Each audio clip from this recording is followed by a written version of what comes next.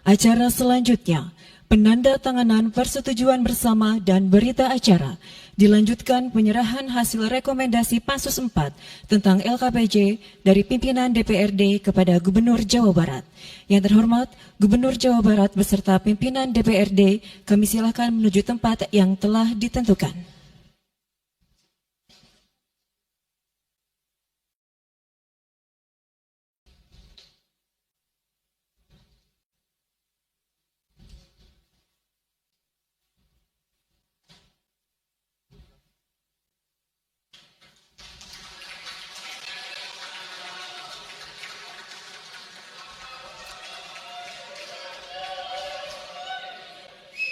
Penandatanganan persetujuan bersama.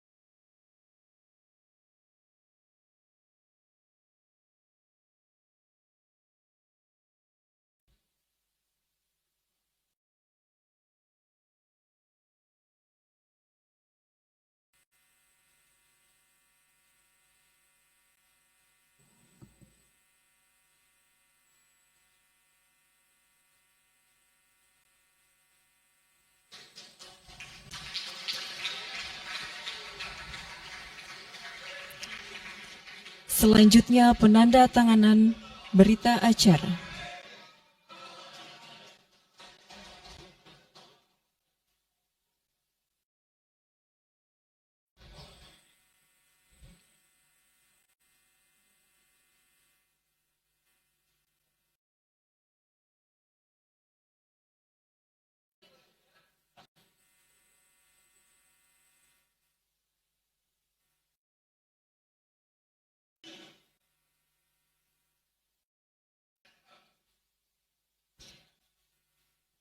Selanjutnya penyerahan hasil rekomendasi LKPJ dari Ketua DPRD kepada Gubernur Jawa Barat disaksikan oleh para wakil Ketua DPRD.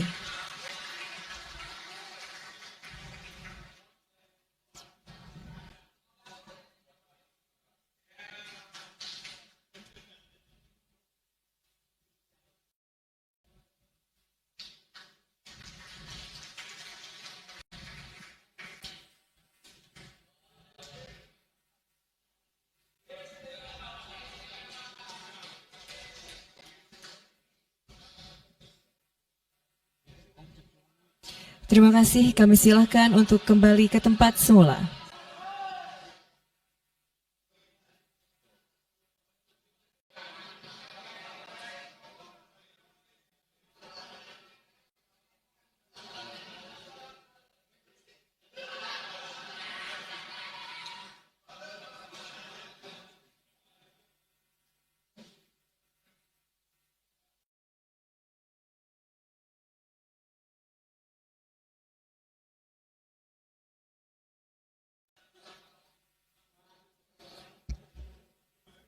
Rapat paripurna DPRD yang kami hormati, demikian telah kita ikuti bersama rangkaian penyampaian keputusan DPRD. Acara selanjutnya adalah pendapat akhir Gubernur Jawa Barat terhadap Ranperda tentang investasi dan kemudahan berusaha, kemudian dilanjutkan dengan penyampaian sambutan Gubernur. Kami persilakan.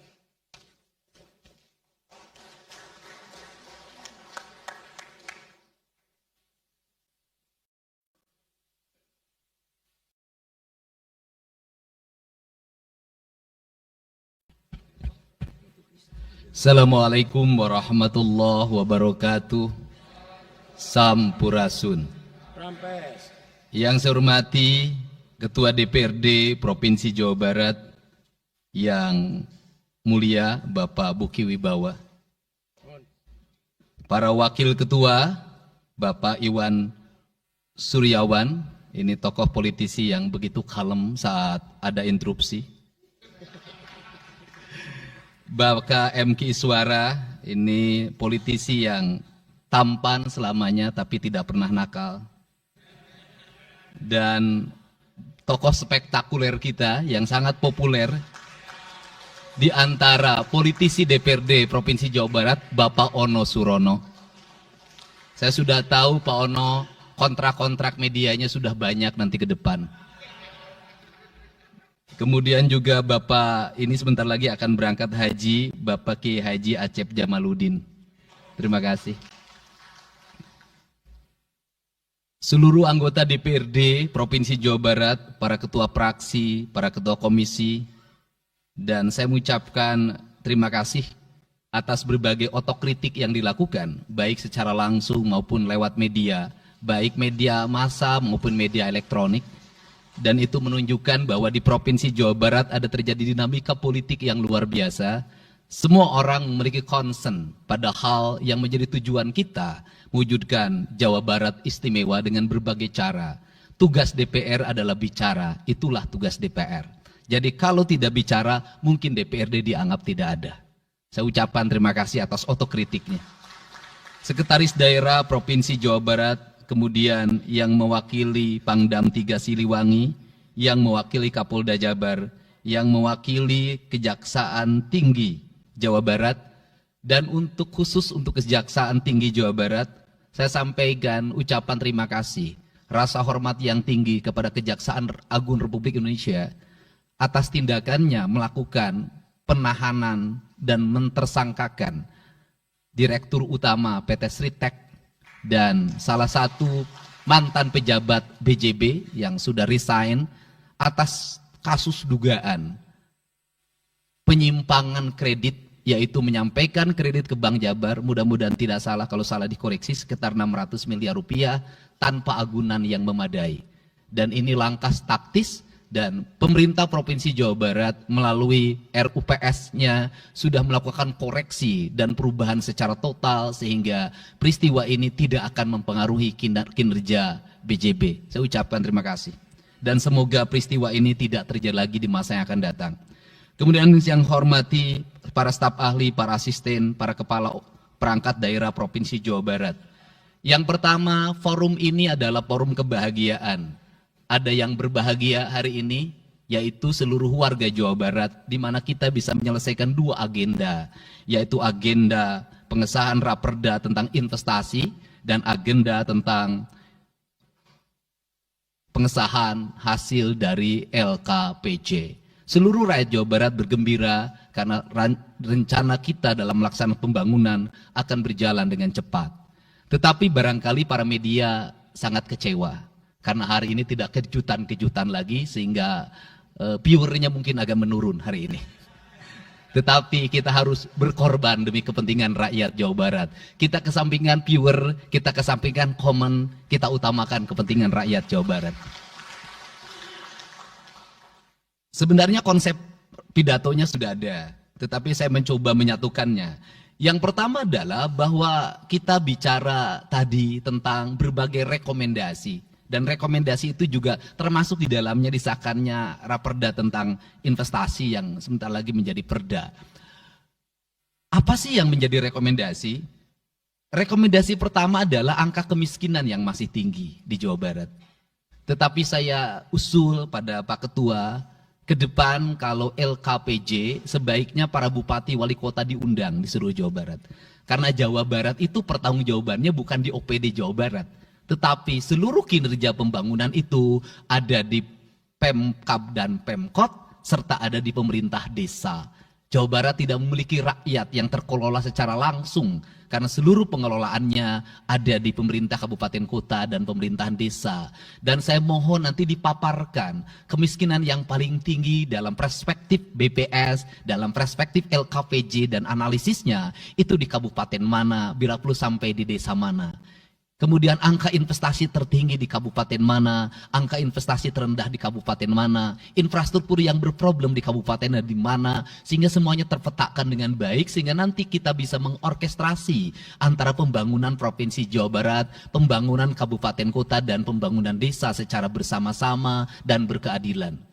Kemudian yang kedua, bahwa investasi ini menjadi aspek yang utama dalam kinerja pembangunan Provinsi Jawa Barat hari ini. Kenapa? Karena satu, angka kemiskinan kita masih tinggi. Kemudian angka kemiskinan yang tinggi di Indonesia sebenarnya juga dipengaruhi oleh jumlah penduduk yang tinggi. Sehingga persentase kecil menurut Jawa Barat, tetapi menurut nasional menjadi besar. Keberhasilan Indonesia sangat tergantung terhadap kinerja pemerintah Provinsi Jawa Barat, pemerintah kabupaten kota, dan pemerintahan desa. Yang kedua adalah pendidikan. Yang ketiga adalah infrastruktur. Yang keempat, kesehatan. Yang kelima, pengendalian penduduk. Yang keenam adalah pengendalian lingkungan. Kemudian yang ketujuh adalah belanja pemerintah yang masih besar. Belanja tidak langsungnya, yaitu belanja untuk kepentingan pegawai. Yang kedelapan adalah pengelolaan aset. Seluruh rangkaian yang menjadi rekomendasi ini adalah tugas kami untuk meneruskan rekomendasinya. Tetapi yakinlah bahwa apa yang kami lakukan selama ini, langkah-langkah yang seringkali kontroversi, langkah-langkah yang seringkali dianggap one man show, langkah-langkah yang seringkali dianggap terlalu sendiri dan terlalu konten, sesungguhnya adalah langkah-langkah menyelesaikan ini semua. Saya memberikan contoh.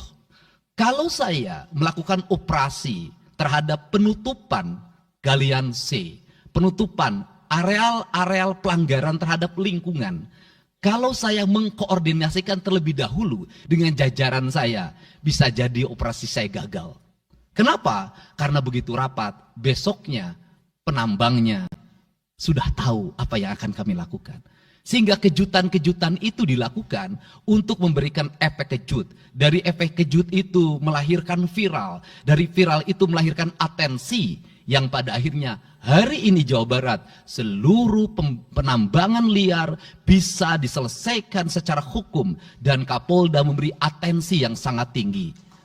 Hari ini Jaksa Agung memberikan perintah kepada Kejaksaan Tinggi untuk melakukan proses pidana bagi siapapun yang melakukan pelanggaran lingkungan dan memberikan kerugian bagi kepentingan masyarakat. Yang kedua, saya sampaikan juga mengenai bagaimana melakukan penanganan terhadap berbagai problem lingkungan yang terjadi, nilai tukar petani yang menurun, kemudian musibah bencana alam yang tidak berhenti. Perlu kami sampaikan bahwa Gubernur Jawa Barat sudah mengeluarkan peraturan gubernur yang melarang alih fungsi lahan, yaitu larangan alih fungsi hutan, larangan alih fungsi areal perkebunan, larangan alih fungsi sumber-sumber pengairan, larangan air fungsi daerah airan sungai, dan larangan alih fungsi pesawahan. Yang itu harus segera ditindaklanjuti oleh kabupaten kota dengan melakukan evaluasi tata ruang secara menyeluruh. Karena inilah jalan yang terbaik apabila kita ingin melakukan perubahan lingkungan di Jawa Barat. Kemudian, masih bicara kemiskinan hubungannya dengan pendidikan. Saya sampaikan bahwa problem kita saat ini, saat pemerintah menggratiskan sekolah sampai SMA, swasta masih bayar, maka gratis itu tidak punya makna. Saya tadi di jalan itu bertemu dengan orang-orangnya menangis di depan saya karena seragamnya tidak bisa terbayar. Saya katakan harga seragam berapa? 1,5 juta. Saya balik, jajan anak ibu berapa? Sehari 20.000. Apa sih yang terjadi? Yang harus diperbaiki bukan hanya pemerintah, tapi juga masyarakat harus diperbaiki. Apa yang harus diperbaiki? Ke sekolahnya harus selalu gratis, tapi biaya konsumsi anaknya selalu diikuti. Apa artinya gratis? Kalau bekal ke sekolah 50.000 per hari. Negara mengeluarkan biaya, tapi orang tua mengeluarkan biaya. Maka kami sudah mengeluarkan surat edaran. Yang surat edaran itu sesungguhnya sebagai upaya sistematik dan menyeluruh sampai tingkat pendidikan dasar, walaupun itu bukan kewenangan gubernur. Tetapi dari sisi surat edaran gubernur bisa dijadikan landasan bagi para bupati dan wali kota membuat surat edaran yang sama. Apa sesungguhnya yang menjadi alam pikiran saya? Alam pikiran saya, kemiskinan terjadi bukan hanya pada persoalan menurunnya pendapatan, tetapi kemiskinan terjadi yang paling besar adalah karena meningkatnya biaya hidup. Biaya hidup yang tinggi misalnya di sekolah, biaya studi tour, biaya perpisahan, biaya outing kelas, dan berbagai biaya wisudaan, itu adalah biaya yang tinggi dalam pendidikan. Untuk itu, apa yang dilakukan oleh orang tua ketika membelanjakan untuk kepentingan itu? Mereka pinjam bank emok, mereka pinjam bank keliling, mereka pinjam bank pinjol, mereka pinjam NBK, dan mereka pinjam bank Pancasila. Menghentikan ini sesungguhnya, saya lagi menghentikan mereka tradisi meminjam uang dalam keadaan terdesak pada para rentenir. Dan ini strategi untuk menurunkan kemiskinan. Kemudian yang berikutnya adalah perhatian ketika rakyat sakit. Maka pemerintah harus cepat hadir menangani. Kenapa? Karena orang bisa jatuh miskin ke dalam jurang yang lebih dalam. Manakala dia sakit tidak ada yang mengobati, BPJS-nya tidak mampu mengcover, biaya untuk ngontrak selama dirawat di Hasan Sadikin tidak punya, biaya untuk makan untuk keseharian tidak ada, sedangkan tulang punggungnya berhenti karena sakit. Ini juga menyebabkan kemiskinan. Kemudian yang berikutnya, kemiskinan terjadi karena rusaknya sumber daya alam, air yang hilang, sumber penghidupan yang hilang, sumber energi yang hilang, sumber protein yang hilang, sumber kalori yang hilang di lingkungan berupa kerusakan lingkungan, itu akan melahirkan kemiskinan. Maka alam yang tertata sesungguhnya adalah bagian dari upaya untuk menjaga kemiskinan. Kemudian yang berikutnya adalah belanja infrastruktur yang harus meningkat, dan itu dibelanja sekarang kita sudah melihat. Itu adalah bagian dari menyelesaikan problem kemiskinan. Konektivitas infrastruktur sangat penting dalam menumbuhkan ekonomi, tetapi di balik itu kebudayaan rakyat tidak boleh berubah. Kenapa? Infrastruktur baik bisa jadi tanahnya dijual karena mahal, pada akhirnya menjadi miskin kembali. Infrastruktur harus seiring dan sejalan dengan kerangka berpikir publik yang mengerti akan hak atas tanah. Kemudian yang berikutnya adalah pengendalian penduduk. Booming penduduk di Jawa Barat relatif besar. Untuk itu harus dibuat berbagai upaya untuk menyelesaikan problem kependudukan. Saya berkali-kali bercerita bagaimana di Majalengka saya bertemu dengan sebuah keluarga yang tinggal di kontrakan, yang ayah dan ibunya tidur ketika jam 11 siang dan anak-anaknya berjualan di alun-alun. Jumlah anaknya 11, dan ketika saya berkunjung ke tempat kontrakannya sudah hamil lagi yang ke-12. Ini problem. Dan itu saya kemudian di Cirebon, saya berkunjung pada sebuah rumah yang listriknya baru dinyalakan lewat program Provinsi Jawa Barat. Rumahnya itu ternyata anaknya sudah 4. Padahal dia baru saja menyelesaikan rumah dari pinjaman senilai 25 juta. Dan itu pun belum selesai dan rumahnya 1 kamar. Ketika keluar dari rumah itu saya bertemu dengan seorang bapak yang meminta kepada saya untuk ber-KB. Anaknya sudah 7. Dia tak mau lagi untuk anak yang ke-8. Saya katakan bahwa jumlah anak sangat identik dengan problem kemiskinan. Betul, kemiskinan tidak akan bisa diselesaikan dengan hanya mengatur kelahiran, tetapi setidaknya pengaturan kelahiran adalah bagian dari untuk menekan angka kemiskinan. Dan yang terakhir adalah dari seluruh rangkaian ini adalah belanja pemerintah harus menjadi stimulus sebagai kepentingan masyarakat. Maka jumlah-jumlah proyek harus terus segera digulirkan, digelontorkan menjadi kegiatan publik sehingga banyak orang yang kuli, banyak orang yang nyapu, banyak toko-toko yang buka, semen terjual, besi terbeli, dan kemudian regulasi ekonomi berjalan. Warung-warung bisa menjadi tempat para kuli siang hari makan siang. Dan ini adalah bagian dari strategi stimulus ekonomi yang digulirkan oleh pemerintah, itu memiliki sumbangsi terhadap 12% pertumbuhan. Dan yang terakhir adalah investasi. Investasi itu modalnya ada 3. Yang pertama adalah konektivitas infrastruktur, ketersediaan jaringan air bersih. Kita jujur hari ini saya sampaikan ke DPRD, banyak perusahaan-perusahaan yang masih menggunakan air bawah tanah tapi tidak berizin. Bayar pajak tidak, jalan terus. Karena kalau dihentikan mereka pabriknya berhenti. Setelah itu apa? Mereka menjadi objek pemerasan beberapa pihak dalam setiap bulan karena dianggap melanggar perda. Tetapi kalau juga mereka dihentikan, maka pabrik itu berhenti. Dilema itu harus segera diselesaikan. Caranya bagaimana? Caranya adalah pemerintah provinsi melalui Bapeda hari ini harus segera merancang daerah-daerah yang menjadi kawasan industri harus dibangun fasilitas infrastruktur jaringan air bersih dalam bentuk investasi pemerintah sehingga nanti dikoneksikan dengan PAM-PAM atau PDAM di setiap kabupaten kota secara terkoneksi. Dan ini jalan bagi kita menyelamatkan lingkungan dan menorong pertumbuhan PDAM di setiap kabupaten kota. Karena apa? Karena angka pembayaran yang dilakukan oleh industri jauh lebih baik dibanding angka rumah tangga dan angka-angka layanan sosial lainnya. Itu yang pertama. Yang kedua adalah tumbuhnya iklim investasi di mana masyarakat merasa nyaman. Investor merasa nyaman ketika perizinannya cepat. Saya memberitahukan ya bahwa di Indramayu ada pabrik sepatu yang selama 2 tahun tidak mau buka hanya karena perizinan lingkungan hidupnya belum kelar. Saya ngambil langkah pasang badan, lakukan pembangunan karena itu menyerap 8.000 tenaga kerja.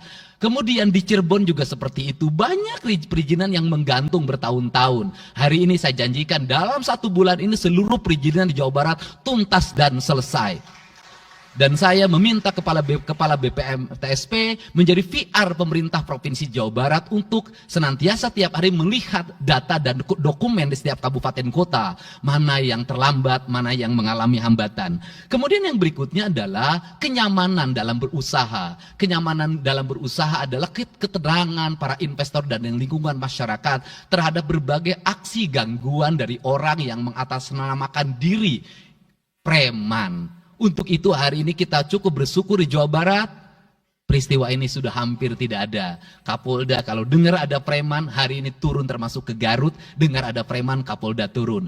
Ini semua stakeholder sudah bergerak dengan baik, layanan investasi sudah berjalan dengan baik, tinggal satu lagi hambatan investasi adalah masyarakat menaikkan harga tanahnya luar biasa. Kasus BYD, kenapa mengalami hambatan sekitar 20 hektar, masih belum terbebaskan? Karena rakyatnya hari ini meminta 3 juta rupiah per meter. Padahal di situ dulu 150.000, itu pun jarang yang beli. Ini problem kita. Apa peran gubernur saya sampaikan? Peran gubernur bukan hanya mendorong bagaimana investasi berjalan melalui mekanisme administratif. Saya sampai turun untuk mijitin orang yang jual agar mau jual. Dan sudah ada beberapa yang berhasil saya rayu, saya dekati dengan harga. Itu pun tidak terlalu rendah, harganya 1,1 juta. Itu sudah paling murah. Ini yang terjadi di Jawa Barat hari ini. Tidak mudah mengelola sebuah wilayah yang begitu luas, tidak mudah mengelola sebuah daerah yang kabupaten kotanya sudah otonom, diperlukan pendekatan-pendekatan seorang ayah pada anak-anaknya. Sehingga hari ini saya di Provinsi Jawa Barat, saya tidak memposisikan gubernur, saya kadang memposisikan menjadi ketua RT, saya kadang memposisikan menjadi ketua RW, saya kadang memposisikan menjadi kepala desa. Kenapa? Karena warga ini perlu disentuh dengan pendekatan emosional yang kebapaan, bukan pendekatan struktural. Untuk itu saya yakin bahwa forum ini adalah forum kebahagiaan bagi kita semua. Kita sudah bisa menyelesaikan 2 agenda besar. Semoga ini menjadi kado terindah bagi masyarakat Jawa Barat. Insya Allah kami akan menjalankan pemerintahan dengan baik. Apa yang kami susun, apa yang kami rancang, dan apa yang kami kerjakan adalah semuanya kami dedikasikan untuk kepentingan masyarakat Jawa Barat.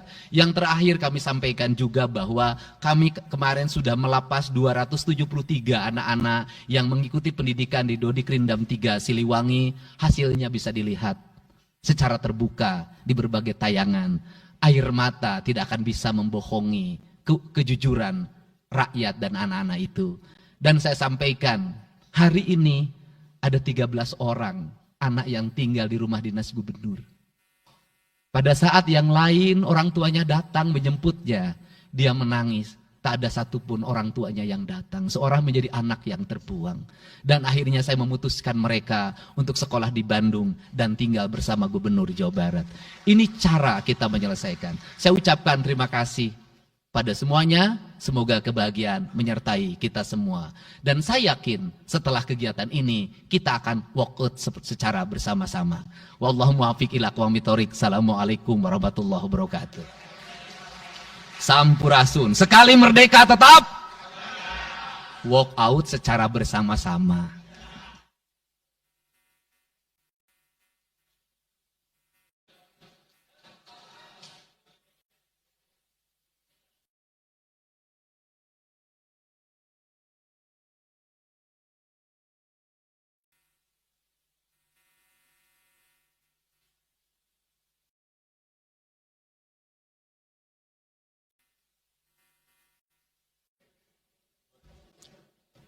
Terima kasih kepada Gubernur Jawa Barat atas pendapat akhir dan sambutannya.